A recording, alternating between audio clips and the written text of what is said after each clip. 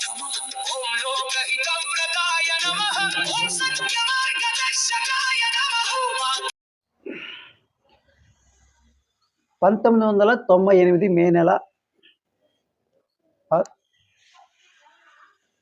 అనంతపురం జిల్లాలో 1998 మే నెలలో అనంతపురంలో ఉంటున్నాను. ఆ రోజు ఒక మిత్రుడి సహాయం వల్ల అక్కడే ఉండి జీవితం సాగించేవాళ్ళం. నేను, మా తల్లిగారు. ఒకరోజు టెలిఫోన్ భవన్కు సున్నం కొట్టేది ఉంది, వెళ్ళు అన్నాడు. సరే అని చెప్పేసి బయలుదేరా. సున్నం కొడుతున్న టెలిఫోన్ భవన్లో అనంతపూర్ ఎస్పీ ఆఫీస్ దగ్గర ఉండేటువంటిది. అక్కడ సున్నం కొడుతుంటే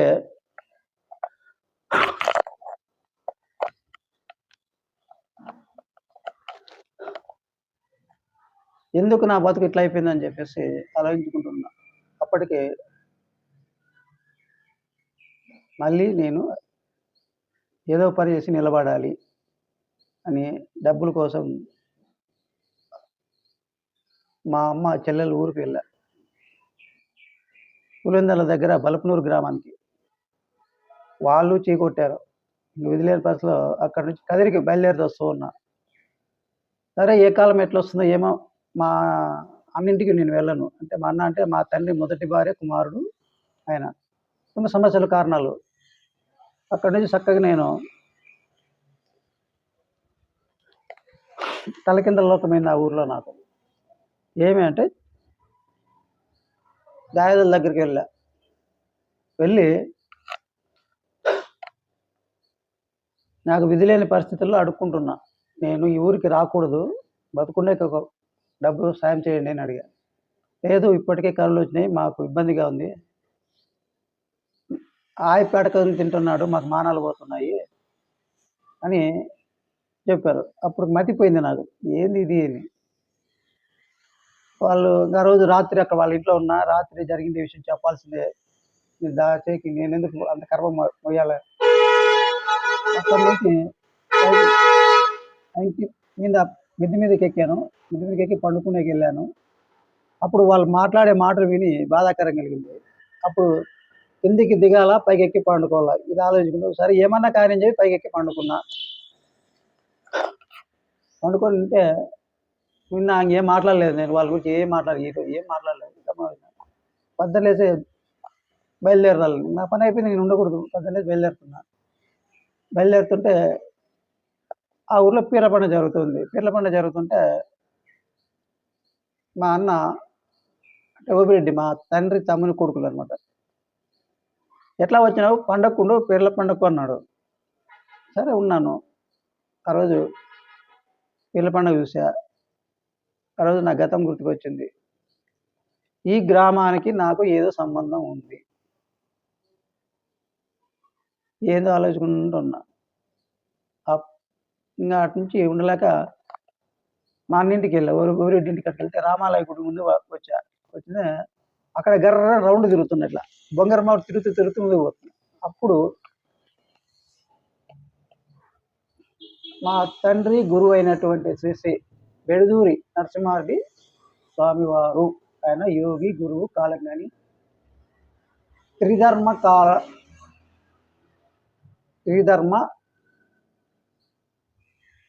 జ్ఞాని, అంటే 3 కాలాలు తెలిసినటువంటి వాడు అని.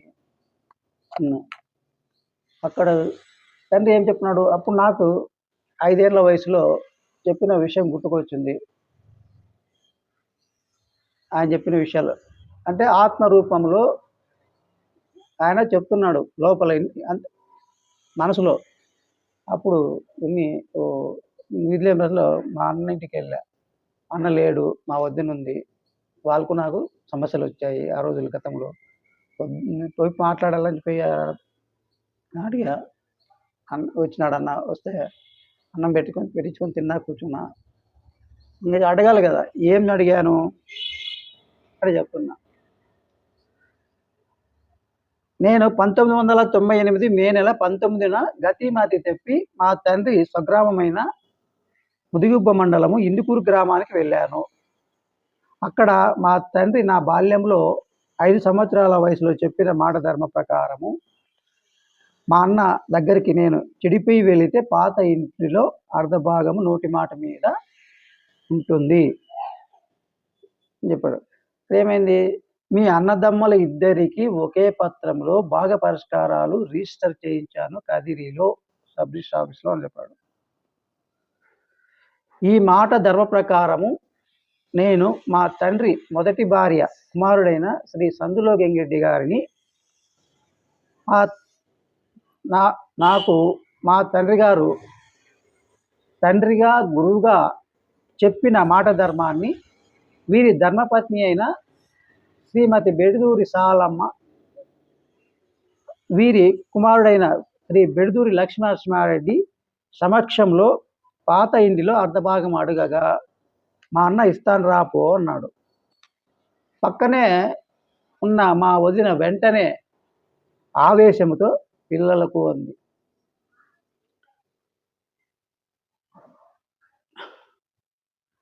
ఆ మాట విన్న మా అన్న నీకు తెలియదులే అన్నాడు.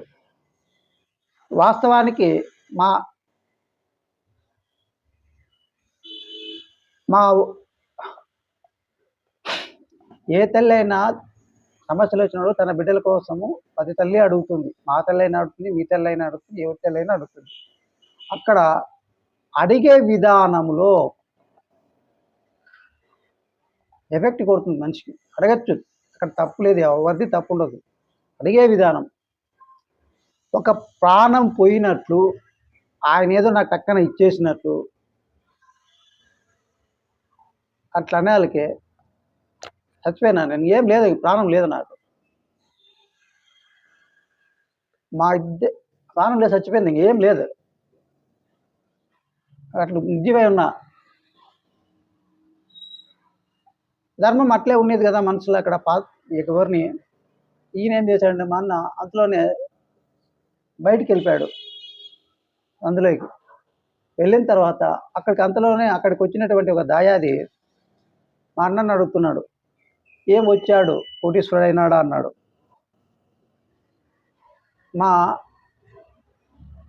ఆ మాట విన్న నేను నా మనసులో మా తండ్రి జగద్గురువు అని బోధపడింది. మా తండ్రి చెప్పిన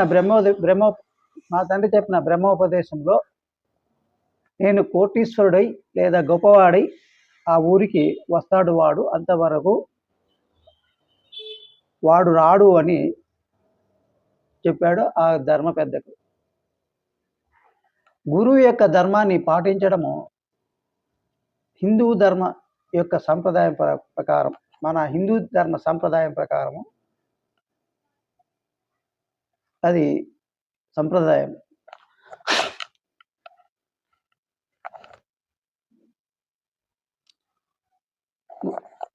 హిందూ ధర్మ గురువు చెప్పిన మాటను శిష్యుడు పాటించడము మొదటి కర్తవ్యం. అది తప్ప ఒప్ప రైటా అదా ఇదా ఏం లేదు.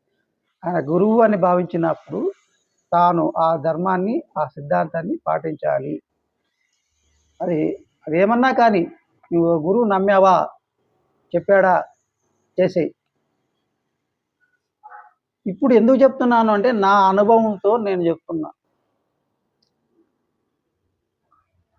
నువ్వు గురువు చెప్పిన విషయాన్ని ఎంత శాతము తీసుకొని నువ్వు ప్రయత్నిస్తావో అంత శాతము నీకు గురు కృప నీకు ఇస్తాడు గురువు. అంతేగాని ఆయన చెప్తే ఇంత రాదు. నువ్వు ఏ విషయాన్ని అయితే గురువు చెప్పింది అక్షరాలా పాటిస్తావో, ఎంత శాతం పాటిస్తున్నావు, ఎలా పాటిస్తున్నావు, నీ మనసు ఎక్కడ పెట్టి పనిచేస్తున్నావు, ఆ ధర్మాన్ని ఎంతవరకు చూడగలుగుతున్నావు, ఎంతవరకు చేయగలుగుతున్నావు అన్నప్పుడే అది నీకు ఫలితాలు నీకు ఒక దారి, ఒక వెలుగు నీకు లభిస్తుంది. ఇది నా అనుభవంతో. బయట ఉన్న తల్లితో మరలా గ్రామానికి పోయిన తర్వాత నడుచుకుంటూ ముదుగుబ్బకు వెళ్ళి పోలీస్ స్టేషన్కి వెళ్ళా. రాత్రి 12 అది టైంకి వెళ్ళిన తర్వాత రాత్రి అయింది. వాళ్ళు పోలీస్ వ్యవస్థ గురించి మనం మాట్లాడకూడదు, అది ధర్మ పెద్దలు మాట్లాడుకుంటారు. మనకి ఎలా దాని గురించి అవసరమా? చట్టాలు వాళ్ళ కథలు వాళ్ళు.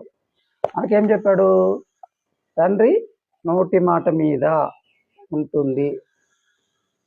ఎట్లా? నేను చెడిపోయి వెళితే నా దగ్గర నాకు అర్ధభాగం ఉంటుంది. అన్న ఇస్తాను రా పో అన్నాడు. అలా తల్లిని పిలుచుకొని పోవాలి కదా నేను. తల్లిని తీసిపెట్టలేదు. తల్లితో వెళ్ళి మళ్ళీ అన్న దగ్గరికి వెళ్తే ఇక్కడేమన్నాడు, నిలబడినా. నాకంతా తెలిసి నలుగురు పెద్ద మనుషుల దగ్గర పంచుకుందాం అన్నాడు. ఇక్కడ డాక్యుమెంట్ ప్రకారం అన్నది మనకు సంబంధం లేదు. సో అది రాజధర్మం, మాకు సంబంధం లేదు. తండ్రి మాట ధర్మం చెప్పాడు. మాట ధర్మం ప్రకారము ఇప్పుడు నేను మాట్లాడుతున్నా. సో ఈ మాట చెల్లుతుందా లేదా మీరేం చెప్తారు? నేనేం వినాలి? లోకం ఏం చూస్తుంది? ఇది ఏ యుగం, ఏ కాలం, ఎట్లున్నారు, ఎలా సమాజం నడుస్తుంది? ఒరే పిచ్చిపుల్లయా ఈ నోటి మాట చెల్లదు అన్నారు చాలా మంది. లేని వాళ్ళకి మనం ఏం చెప్తాం చెప్పు? అవసరమా? వాళ్ళకి చెప్పాల్సిన అవసరం ఉందా? అలా కాబట్టి తెలకత్నం దుకాన్ బంద్ ఇప్పటికి అయిపోయింది. ఇప్పుడు ఎంత? 2025 సంవత్సరం పూర్తి అయిపోయింది. So completed 2025 completed. సో ఇంకా రాజ్యం ఏంటి? మనకు అంతా వాళ్ళు ఎవరు కూర్చుంటారు? మనకి రాజ్యంతో ఏం పని ఉంది? రోడ్ల మీద బెడక తింటే కూడు పెడతారు. రోడ్ల మీద ఉన్నోడు ఉంటాడు, లేనోడు ఉంటాడు, అంతా మన బతుకులు చూపుతారు. వీడు ఎందుకు ఇట్లా బతుకుతున్నాడు అని. మళ్ళీ మన బతుకు ఎలా బతికామో ఒక్కసారి సమాజానికి మన యూట్యూబ్ ఈ యుగం ఇండియా ఛానల్కు చెప్పుకుంటే సర్వే జన సుఖినో భవంతు. అందరూ బాగుండాలి, అందులో నేను ఉండకూడదు. అందరూ బాగుండాలి, అందులో నేను ఉండకూడదు. సెలవు.